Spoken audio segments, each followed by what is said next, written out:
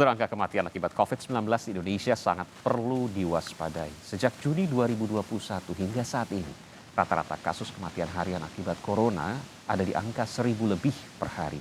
Bahkan di bulan Juli ini menyumbang 31% atau sudah ada 28.000 lebih orang meninggal karena COVID-19. Apa saja penyebab yang menyebabkan hal ini? Apa saja yang kemudian membuat pemerintah sulit meredam angka kematian akibat corona? Kami akan perbincangkan hal ini bersama sosiolog bencana dari Nanyang Technological University, Singapura, Zulfikar Amir, yang juga merupakan inisiator lapor COVID-19.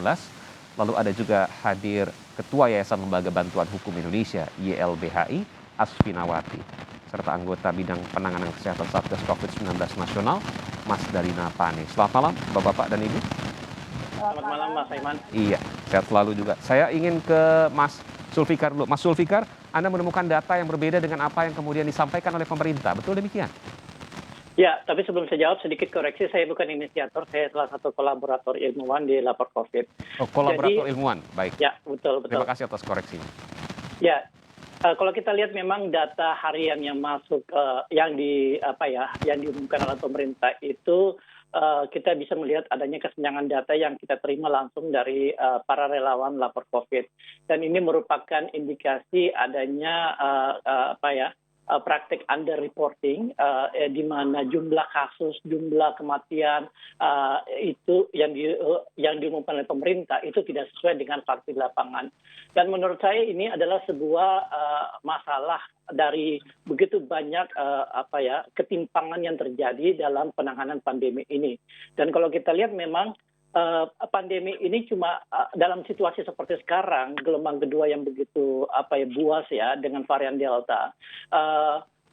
Mitigasi yang paling efektif itu adalah pembatasan sosial.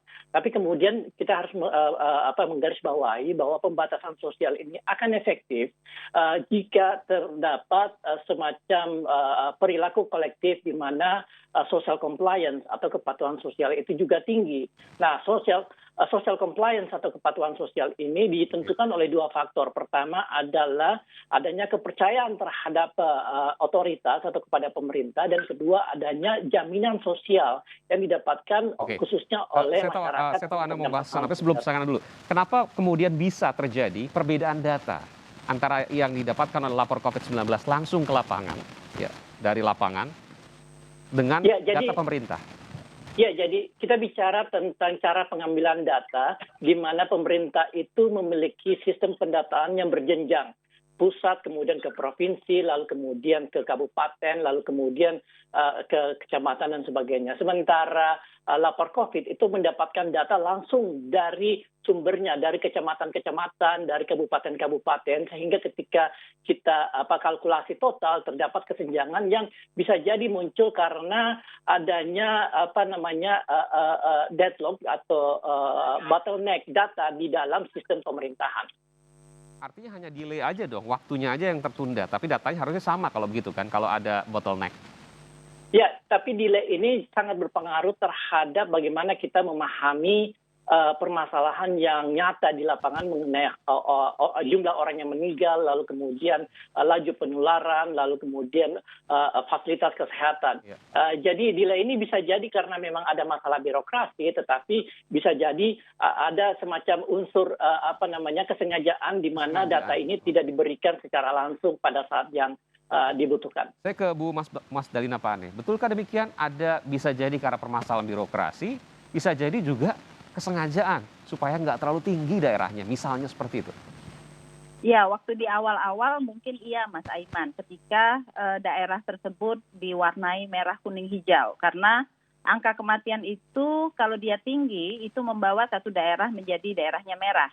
Sehingga secara politis pemerintah daerah mencoba agar kasusnya berada pada jumlah tertentu dan kematian pada jumlah tertentu juga, supaya daerahnya masih dikategorikan hijau. Dan itu sudah kita teriakkan berkali-kali. Tidak ada gunanya kita mewarnai daerah merah, kuning, hijau. Tapi kalau terkait dengan data kematian, kematian itu adalah sinyal. Dan itu sinyal terakhir dari pengendalian. Jadi kalau kematian tinggi, maka itu mesti ada sesuatu yang salah dalam pengendalian. Kalau kita lihat hari ini sebenarnya angka kematian yang tinggi itu disumbang oleh beberapa provinsi juga di luar Jawa. Walaupun di Jawa, Jawa Timur dan Jawa Tengah masih juga cukup tinggi. Hari ini paling tinggi Tetapi, sepanjang pandemi ya Bu Mas Dalina ya? iya. Tetapi kalau memang ini disebabkan delay, karena kemarin-kemarin belum dilaporkan, baru dilaporkan sekarang, dan teman-teman dari lapor COVID memiliki data, semestinya langsung teman-teman di daerah langsung laporkan kepada otoritas di daerah. Karena di pusat itu mereka mengcollecting data-data yang diverifikasi oleh teman-teman di daerah. Laporkan kepada otoritas di daerah. Siapa otoritas di daerah? Setiap kabupaten kota itu memiliki dinas kesehatan. Laporkan ke sana. Kalau misalnya dapatnya di rumah sakit atau dapatnya di sarana layanan kesehatan, itu memang akan ada delay untuk reporting ke dinas kesehatan. Permasalahannya kan begini Bu Mas Dalina, kalau seandainya memang ada delay, itu mungkin ya hanya terlambat penanganan meskipun itu juga bisa fatal. Tapi kalau ada data yang tidak dilaporkan kan bisa berakibat pada perencanaan alat medis dan sebagainya. Contohnya misalnya oksigen yang memang kurang. Kalau seandainya data sesungguhnya tidak pernah didapatkan, artinya tidak akan pernah terukur berapa kebutuhan oksigen sebenarnya. Itu baru satu oksigen, belum obat dan lain sebagainya. Ya, sebenarnya ada timing yang menjadi indikator utama dalam pengendalian. 24, 48, 72. 24 itu artinya testing itu harus dilaksanakan kurang dari 24 jam. Supaya apa? Supaya mereka cepat untuk segera dilakukan isolasi. Lalu 48 jam, kasus yang sudah terkonfirmasi positif itu harus segera diisolasi dalam waktu kurang dari 48 jam. Dan kontak eratnya dikarantina dalam waktu kurang dari 72 jam. Kalau telat data kematian, sebenarnya menurut kami itu bukan untuk action. Karena begitu dia sudah meninggal, ya dia harus segera dikuburkan. Yang menjadi fatal apabila data kasus positif. Karena kasus positif ini yang akan digunakan sebagai prediksi berapa logistik yang dibutuhkan. Sebenarnya kita sudah memberikan warning kepada pemerintah sejak 1,5 bulan yang lalu. Bahwa kalau kita tidak menanggulangi pandemi ini dari hulu, maka itu akan terjadi over capacity mungkin disebut pemerintah di hilir. Dan saya yakin pemerintah sudah melakukan berbagai cara, tapi memang cukup kaget. Karena dalam 1 bulan ini penambahan 1/3 dari jumlah kasus kita atau 1 juta dalam waktu 1 bulan.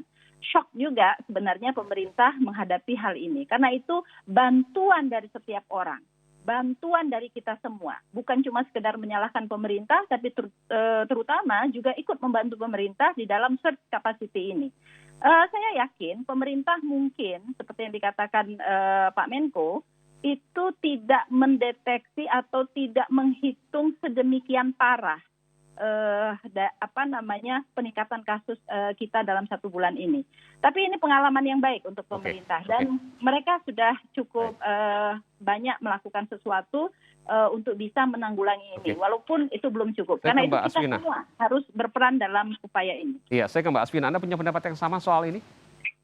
Menarik sekali tadi ya warning dari Ibu 1,5 bulan yang lalu ya.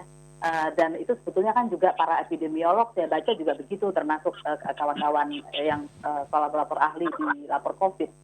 Tapi kan justru kita lihat bulan Mei itu pemerintah mengimpor 3.500 dan kemudian 2.000 berikutnya impor tabung gas, tabung oksigen ke India gitu.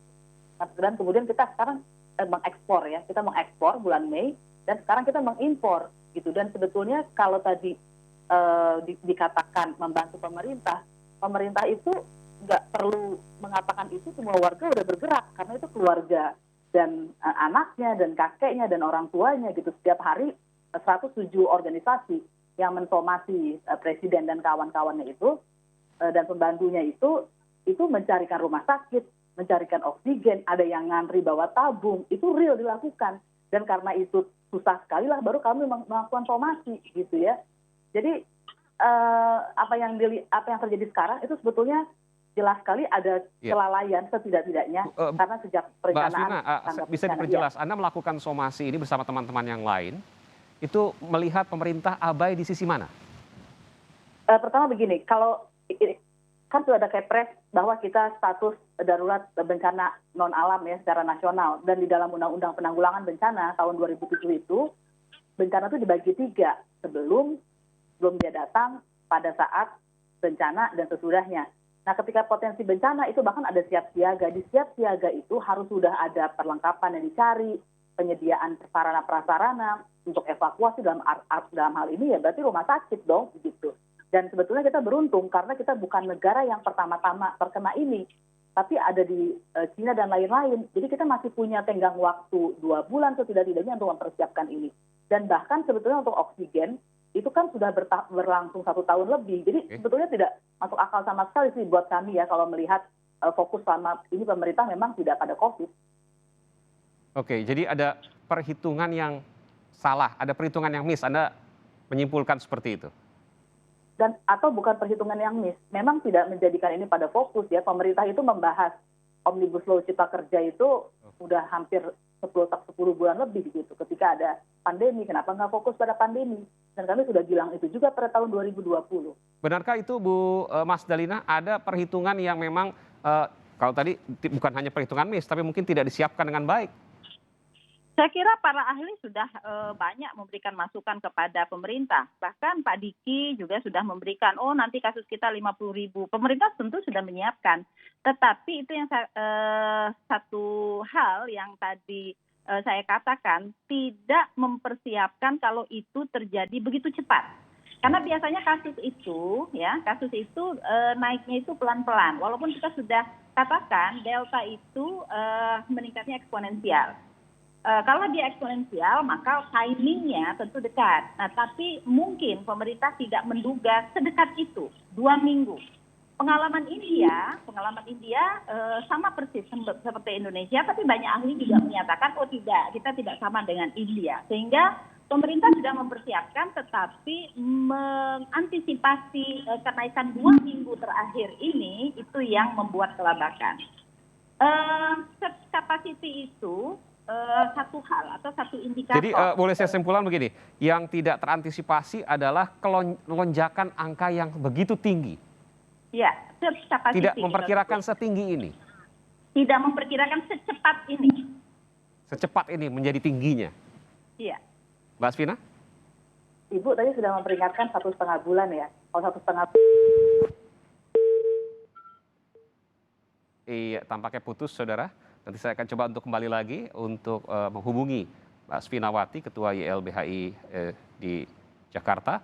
Kita akan jeda terlebih dahulu. Tetaplah bersama kami di Sapa Indonesia Malam. Saya akan lanjutkan selepas jeda.